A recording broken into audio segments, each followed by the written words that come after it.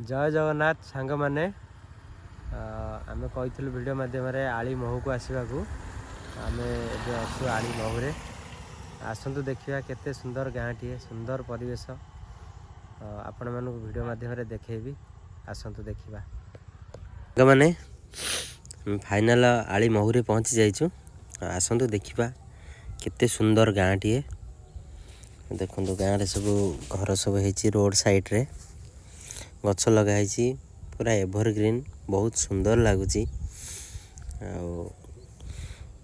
आमर हनुमान मूर्ति अच्छे आगे गोटे कि भाई जड़े कहते आम पचारूलु देखु बहुत पुराणा बर गछ देखु ये हनुमान मूर्ति अच्छी माँ मंदिर भी अच्छी देखु भाई जड़े मैं कहते कि गाँ फास्ट हनुमान मूर्ति अच्छी देखो केते सुंदर मजार हनुमान मूर्ति फूल सजाई गाँव सब रोड दुई साइड रे घर सब केते सुंदर लगुच माँ चलिकी जाऊँ घर देखु केते सुंदर सुंदर घर सब है गाँ मोर माँ गाँव रे पुराणा चाल घर सब अच्छी बहुत बढ़िया लगुच गाँ सब आमे तो भाई ठीक है आम गाँ विषय टी बाट टी कह आम तो आसनु के गाँ को गाँव रास्ता कौटी स्कूल कौटी मंदिर कि जहाँ भी अच्छी टी गाँ विषय टी आम कहते प्रथम आम गाँव को एंट्री माइल आज्ञा प्रथम आम बजरंगबाली अच्छा मंगला अच्छा गोटे मंदिर अच्छी सोसाइटी ऑफिस अच्छी एंट्री मारला दी केना गोटे रोड आसो गोटे बाँ तरफ जीव कौटी आम राम लक्ष्मण सीता गोटे मंदिर आसो आरआई ऑफिस हाई स्कूल तापर जस्ट आगू जी बाबा गोविंद संग्राम जोटा मो गाँव प्रसिद्ध मुझे शुणी बाबा गोविंद दास जो मठटा मुझे शुणी कौन मठ अच्छी तापर जस्ट आगू जावापर आम गोटा शिव मंदिर आसो छक छक गोटा शिव मंदिर आसो हाँ एपट साइड्रे आम दधिगमन जगन्नाथ यही जस्ट आगे टर्निंग मोटर अच्छी आगू जी आउ गोटे बड़ मंदिर अच्छी मझे छोट छोट मंगला माँ मंदिर भी अच्छी बहुत बड़ गाँ मो गाँ तो प्रसिद्ध गोटा गोटे पंचायत गोटे गाँ आपन को गाँव में कौन भल लगे मत भल लगे कौन गाँव में आम गाँटा मत निजे बहुत बड़ भल लगे गाँव में रहा भल लगे ना गाँव में मुझे दुबई छाड़ी आसी गाँव रही ना ना दुबई छाड़ी गाँव रही आज 2016 रु आज 2026 रही मुझे सांग मैंने देखु भाई आमर दुबई रे थिले गाँ छाड़ी रही पारे भाई आमर दुबई छाड़ी गाँ को पलि आसतु गाँ टी बुली देखा भाई आउ गोटे कथा मुझे गाँ आसला गाँव किसी बिजनेस करा गले मुझे निजे दुईटा तीन गाड़ी करजे से भर मो फैमिली मुझे चल गाँव में रही गाँव रही ऑटो कर तीन टाँग कर गाँव रही निज फैमिली चल पार्टी आम मैंने पैसा पछरे पड़ जाए बाहर रोजगार कर गाँव सब किसी निज फैमिली की छाड़ी तीन प्रकार पैसा रोजगार होउची गोटे प्रकार न तीन प्रकार हाँ तीन दुकान मुझे कथा कहली तीन प्रकार आसतु गाँ टी बुली देखा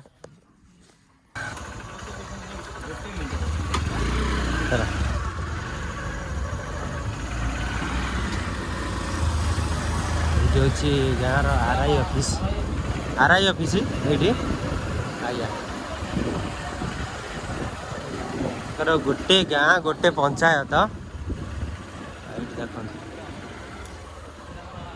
महू गाँव राम मंदिर देखु ग्रामवासी मैंने केते सुंदर मंदिर टे कर भाई चलो आगु जा 9 दिन प्रवचन हूँ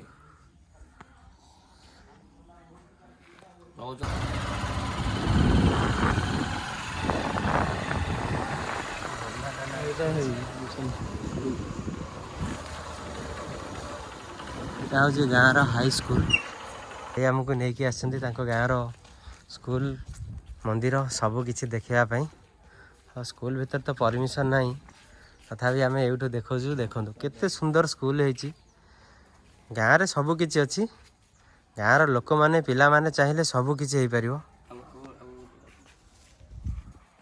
यहाँ हूँ महू हाई स्कूल देखो केते सुंदर गाँ टे सुंदर परिवेश स्कूल टे भाई तुम ये स्कूल पाठ पढ़ी ମୁଁ ବହୁତ ଛୋଟ ବେଳୁ ବହୁତ ପଢ଼ିଛି। ମୁଁ ତ 2004ରେ ମୋର ଏକ୍ଜାମ୍ ଥିଲା, ଦଶମ ପରୀକ୍ଷା ଥିଲା 2004ରେ ଥିଲା।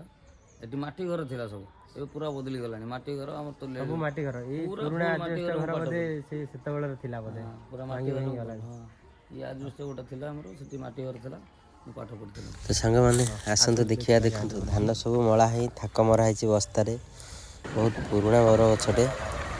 ତ ଭାଇ ଜଣକ ଆମକୁ କହିଲେ କି ଆମ ଗାଁ ଗୋଟେ ପଞ୍ଚାୟତ। ଦେଖିବା ଆଜି ବୁଲି ବୁଲି କେତେ ବଡ଼ ଗାଁ ଆଜି ବୁଲିବୁ, ଆମେ ନିଜେ ବୁଲିବି, ଦେଖିବୁ, ଆପଣମାନଙ୍କୁ ବି ଦେଖେଇବୁ।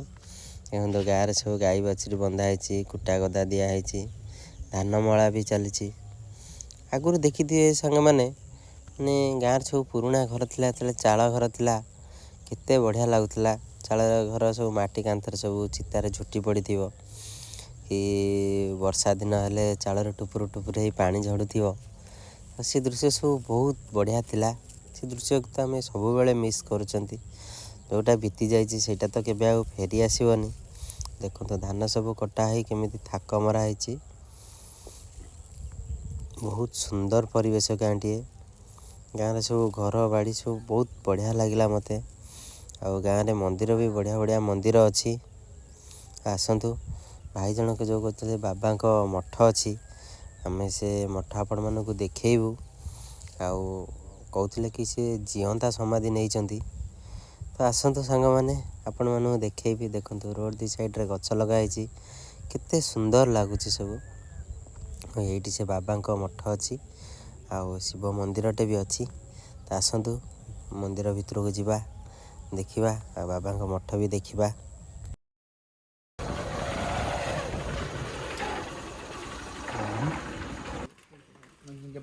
ବାବା ଗୋବିନ୍ଦ ଗୋସ୍ୱାମୀଙ୍କ ମଠ, ଏହା ହେଉଛି ମହୁ ଗାଁର। ଭାଇଙ୍କ ଠାରୁ ଶୁଣିଲୁ ଯେ କି ବାବା ଏଠି ଜିଅନ୍ତା ପୋତା ହେଇଥିଲେ। ଆମେ ତ ଜାଣିନୁ, ଗାଁର ଲୋକଙ୍କଠୁ ପଚାରି ବୁଝିବା।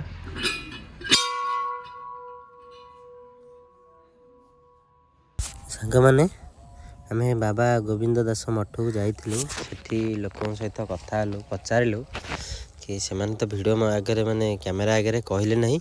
ତ ଯେତିକି କହିଲେ ଆମେ ଶୁଣିଲୁ କି ସେ ମଉସା ଜଣକ କହିବା କଥା କି ବାବା ସମାଧି ନେଇଥିଲେ ଗୋଟେ ବିଲ ଭିତରେ, ମାନେ ଭେଡ଼ା ମଝିରେ ନେଇଥିଲେ।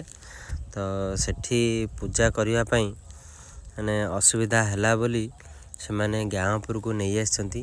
ମାନେ ବର୍ଷା ଦିନେ ପାଣି ହୁଏ ବୋଲି ପୂଜା କରିବାକୁ ଯାଇପାରନ୍ତିନି, ସେଥିପାଇଁ ସେମାନେ ଗାଁ ଉପରକୁ ନେଇ ଆସି ପ୍ରତିଷ୍ଠା କରିଛନ୍ତି। ଆଉ ସେ ହେଉଛନ୍ତି ପ୍ରତ୍ୟେକ ଦେବତା ସେ ବାବା, କି ଯାହାର ଯାହା ଅସୁବିଧା ହୁଏ ସେଠି ମାନସିକ କରିକି ମାନେ ବାବାଙ୍କ ପାଖରେ ପୂଜା କଲେ ସେ ଜିନିଷ ସେ ତାଙ୍କର ସଫଳ ହୁଏ, କି କୌଣସି ଜିନିଷ ହଜି ଯାଇଥିଲେ ମିଳିଯାଏ। ଆହୁରି କିଛି ମାନେ ଆମକୁ ତ କହିଲେନି, କହିବାର ହେଇଥିଲେ ସେ କହିଥାନ୍ତେ, ଆମେ ଆଉ କିଛି ଗାଁ ବିଷୟରେ ଜାଣିପାରିଥାନ୍ତୁ। ସେ ଯେତିକି କହିଲେ ଆମେ ସେତିକି ଜାଣିଛୁ। ଆଉ ଆସନ୍ତୁ ଗାଁ ଦେଖିବା, ମାନେ ଗୋଟେ ଗାଁ ଗୋଟେ ପଞ୍ଚାୟତ ଆମେ ତ ବୁଲୁଛୁ, ଆପଣମାନଙ୍କୁ ବି ଦେଖାଉଛୁ। ଦେଖନ୍ତୁ ଗାଁରେ ସବୁ ଚାଳ ଘର ଅଛି, ପୁରୁଣା ଚାଳ ଘର, ବହୁତ ବଢ଼ିଆ ବଢ଼ିଆ ଘର ସବୁ ଅଛି। ମୋତେ ତ ବହୁତ ବଢ଼ିଆ ଲାଗିଲା। ପୁଣି ଆଉ କେବେ ବି ଯିବି। ତ ଭିଡ଼ିଓ କେହି ବି ସ୍କିପ୍ କରିବନି, ପୁରା ଶେଷ ଯାଏଁ ଭିଡ଼ିଓ ଦେଖିବ। ଶେଷ ଯାଏଁ ଦେଖିଲେ ସିନା ଗାଁଟିର ସୌନ୍ଦର୍ଯ୍ୟ ଦୃଶ୍ୟ ସବୁ ଦେଖିପାରିବେ। ଦେଖନ୍ତୁ କେତେ ସୁନ୍ଦର ପୋଖରୀଟିଏ ଅଛି ଏଠି, ମାନେ ବହୁତ ବଢ଼ିଆ ଲାଗୁଛି। ବତକମାନେ ବି ପହଁରୁଛନ୍ତି। ଦେଖନ୍ତୁ ଏଠି ଠାକୁରାଣୀଙ୍କ ମା ଠାକୁରାଣୀ ଗଛ ତଳେ ରହିଛନ୍ତି, ବର ଗଛ ତଳେ। ବହୁତ ବଢ଼ିଆ ଲାଗୁଛି। ଗାଁରେ ଦୁଇ ସାଇଡ଼ରେ ସବୁ ଘର ହେଇଛି, ରୋଡ଼ ସାଇଡ଼ରେ। ଦେଖନ୍ତୁ କେତେ ସୁନ୍ଦର ଲାଗୁଛି ଗାଁଟିଏ। ଗାଁର ପରିବେଶ ସହରରେ ନାହିଁ। ଯେଉଁମାନେ ବି ବାହାରେ ରହୁଛନ୍ତି ସେମାନେ ଗାଁକୁ ବହୁତ ମିସ୍ କରୁଛନ୍ତି। କାହିଁକି ନା ଗାଁର କଲଚର, ଗାଁର ପାଣି ପବନ ପରିବେଶ ମାନେ ଆମକୁ ଏମିତି ବାନ୍ଧି ରଖିଥାଏ କି ଆମେ ସହରରେ ସେ ଜିନିଷ ପାଉନାହୁଁ। କିନ୍ତୁ ଗାଁରେ ଯେଉଁ ଜିନିଷ ଅଛି, ବୟସ୍କ ଲୋକଙ୍କ ସାଙ୍ଗରେ ବସିବା, କି ଜେଜେ ବାପା ହେରିକା, ମାନେ ଜେଜେ ମା ହେରିକାଙ୍କ ସହିତ ଥଟ୍ଟା ମଜା, ସେସବୁ କିଛି ନାହିଁ। ଆଉ ବାହାରେ ଆମେ ବାସ୍ ରୋଜଗାର କରିବା ପାଇଁ ଗଲେ, ଆଉ ଡ୍ୟୁଟି କଲେ, ରୋଜଗାର କଲେ, ପୁଣି ଆସିଲେ ଘରକୁ, ଖାଇଲେ ପିଇଲେ ଶୋଇଲେ, ଫେର ସକାଳୁ ଉଠିକି ଡ୍ୟୁଟି କଲେ। କିନ୍ତୁ ଗାଁରେ ଆମର ସବୁ କିଛି ଅଛି। ମାନେ ଆମେ ଚାହିଁଲେ ସବୁ କରିପାରିବା। ଗାଁରେ ଦୋକାନ ବଜାର କରିକି ବି ଆମେ ଆମ ପରିବାର ପୋଷି ପାରିବା କି ଚଳେଇ ପାରିବା। ଗାଁରେ ଅଧିକ ଇନକମ୍ ବାହାର ଠାରୁ। କିନ୍ତୁ ଗାଁରେ କାମ କରିବାକୁ ଖରାପ ଲାଗେ ବୋଲି ମାନେ ବହୁତ ଭାଇମାନେ କି ଝିଅମାନେ ବାହାରକୁ ପଳାନ୍ତି। ସାଙ୍ଗମାନେ ମୋର କହିବା କଥା ମାନେ ଗାଁରେ ସବୁ କିଛି ଅଛି, ଆମେ ଚାହିଁଲେ ସବୁ କିଛି କରିପାରିବା ଗାଁରେ ରହିକି। ମୁଁ ନିଜେ ବି ଗାଁରେ ରହି ରୋଜଗାର କରୁଛି, ମୋ ପରିବାର ପୋଷୁଛି, ବନ୍ଧୁବାନ୍ଧବ ସମସ୍ତଙ୍କୁ ମୁଁ ଦେଖୁଛି। ଆପଣମାନେ କାହିଁ କରିପାରିବେନି? ଆପଣମାନେ ବି ନିଶ୍ଚୟ କରିପାରିବେ ଗାଁରେ ରହି। ଧୈର୍ଯ୍ୟ ଧରିବାକୁ ପଡ଼ିବ, ଧୈର୍ଯ୍ୟର ସହ କାମ କରିବାକୁ ପଡ଼ିବ। ଦେଖନ୍ତୁ ଗାଁରେ କେତେ ବଢ଼ିଆ ବଢ଼ିଆ ଘର ସବୁ ହେଇଛି। ଆମେ ତ ଗାଁର ବାଟ ବି ଜାଣିନୁ, ବୁଲୁଛୁ ଯେ ଗାଁର ପୁରା ବୁଲୁ ବୁଲୁ ମାନେ 1.5 ଘଣ୍ଟା ଖଣ୍ଡ ଲାଗିଯାଇଛି ଆମକୁ ମାନେ ବୁଲିବା ପାଇଁ ଗାଁକୁ। ଦେଖନ୍ତୁ ଧାନ ସବୁ ମଳା ହେଇ ଥାକ ମରା ହେଇଛି ରୋଡ଼ ସାଇଡ଼ରେ ସବୁ ଘର ଆଗରେ। କେତେ ସୁନ୍ଦର ସୁନ୍ଦର ଘର ସବୁ। ଗାଁର ସୌନ୍ଦର୍ଯ୍ୟ, ପ୍ରାକୃତିକ ସୌନ୍ଦର୍ଯ୍ୟ ଏସବୁ। ଆମେ ଆଗରୁ ଯେଉଁ ପ୍ରାକୃତିକ ସୌନ୍ଦର୍ଯ୍ୟ ଥିଲା ଦେଖନ୍ତୁ, ଚାଳ ଘର ସବୁ ଝୋଟି ପଡ଼ିଛି, ମାନେ ସବୁ ପୁରୁଣା ଅମଳର ଘର। ମିନିମମ୍ ବୋଧେ 150-200 ବର୍ଷର ଘର ହେବ ବୋଧେ, ଯେଉଁ ଚାଳ ଘର ସବୁ। ଦେଖନ୍ତୁ ଗାଁ ଗଣ୍ଡାରେ ମାନେ ଆଉ ପିଲାଙ୍କ ଖେଳ ମଜା ଏସବୁ ଦେଖିବାକୁ ମିଳୁନି। କାହିଁକିନା ପିଲା ଏବେ ଏଇଠି ଦେଖନ୍ତୁ ଗୋଟେ ବଢ଼ିଆ ସୁନ୍ଦର ମନ୍ଦିରଟେ ଦେଖନ୍ତୁ, ବହୁତ ବଢ଼ିଆ ଲାଗୁଛି। ଗାଁରେ ସବୁ ମନ୍ଦିର, ଭଲ ଭଲ ମନ୍ଦିର ସବୁ ଅଛି। ଆମକୁ ତ ବହୁତ ବଢ଼ିଆ ଲାଗିଲା। ଆପଣମାନଙ୍କୁ କେମିତି ଲାଗୁଛି କମେଣ୍ଟ ମାଧ୍ୟମରେ ନିଶ୍ଚୟ ଜଣାଇବେ। କହୁଥିଲି କି ଗାଁରେ ପିଲାମାନେ ଆଉ ଦେଖିବାକୁ ମିଳୁନି। ଏବେ ତ ଆମ ବେଳେ ଯେତେବେଳେ ଆମେ ସବୁ କବାଡ଼ି ଖେଳୁଥିଲୁ, ବାଡ଼ି ଡିଆଁ ଖେଳୁଥିଲୁ, କି ଗୁଲି ଖେଳୁଥିଲୁ, ଯାହାକୁ କହନ୍ତି ବାଟି, ଶଙ୍ଖ ଗୁଲିରେ ବି ଖେଳୁଥିଲୁ। ଏବେ ସେସବୁ ଆଉ ଦେଖିବାକୁ ମିଳୁନି। ନଟୁ ଖେଳୁଥିଲୁ। ଆମ ବେଳେ ବହୁତ ପ୍ରକାର ଖେଳ ଥିଲା, କିନ୍ତୁ ଏବେ ପିଲାମାନେ କ'ଣ କରୁଛନ୍ତି ନା ମୋବାଇଲରେ ଗେମ୍ ଖେଳୁଛନ୍ତି। ସବୁବେଳେ ଦେଖିପାରୁଥିବେ ଛୋଟଠୁ ବଡ଼ ଯାଏଁ ସମସ୍ତେ ମୋବାଇଲ ପଛରେ ଲାଗିଛନ୍ତି। ଗାଁର ଯେଉଁ ସବୁ ପୁରୁଣା ଅନୁଭୂତି ସବୁ ସେଗୁଡ଼ା ସବୁ ଭୁଲିଗଲେଣି। ମାନେ ଆଉ କିଛି ବର୍ଷ ପରେ ସବୁ ଭୁଲିଯିବେ ସେଗୁଡ଼ାକ। ଆମେ ସେଗୁଡ଼ାକୁ ଲୋକଲୋଚନକୁ ଆଣିବାକୁ ଚାହୁଁଛୁ। ଗାଁର ଦୃଶ୍ୟ ସବୁ ଦେଖାଇବାକୁ ଚାହୁଁଛୁ, କି ଗାଁରେ ଆଗରୁ ସବୁ କ'ଣ ଥିଲା ପୁରୁଣା ଐତିହାସିକ, ସେଇଗୁଡ଼ାକୁ ବି ଆପଣମାନଙ୍କୁ ଦେଖାଇବାକୁ ଚାହୁଁଛୁ। ଆପଣମାନେ ଆମକୁ ଫଲୋ କରନ୍ତୁ। ଫଲୋ କଲେ ସିନା ଆମ ଭିଡ଼ିଓ ଆପଣମାନେ ଦେଖିପାରିବେ। ଆପଣମାନେ ନିଶ୍ଚୟ ଫଲୋ କରନ୍ତୁ, ଭିଡ଼ିଓକୁ ଲାଇକ୍ କରନ୍ତୁ, କମେଣ୍ଟ କରନ୍ତୁ। କି କେଉଁଠି ବି ଆମର ଯଦି ଭୁଲ ରହୁଛି ଭିଡ଼ିଓ ବନେଇବାରେ, ତ ଆପଣ ଆମକୁ ସେ ଜିନିଷଟା ମାନେ କୁହନ୍ତୁ, କି ଆମେ ତାପରେ ଆଉ ଟିକେ ଫୋକସ୍ କରିବୁ। ଗାଁଟି ଦେଖନ୍ତୁ ବହୁତ ସୁନ୍ଦର ଗାଁଟିଏ। ଆମେ ତ ବୁଲି ବୁଲି ପୁରା ଥକି ଗଲୁଣି।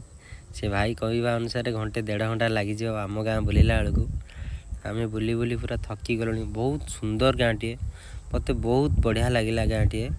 ଗାଁରେ ଏଇଠି ଦେଖନ୍ତୁ ସ୍କୁଲଟେ ଅଛି, ମାଇନର ସ୍କୁଲ। ଦେଖନ୍ତୁ କେତେ ସୁନ୍ଦର ସୁନ୍ଦର ସୁନ୍ଦର ଘର ସବୁ ହେଇଛି। ମନ୍ଦିର ସବୁ ବହୁତ ସୁନ୍ଦର ଲାଗୁଛି ସବୁ।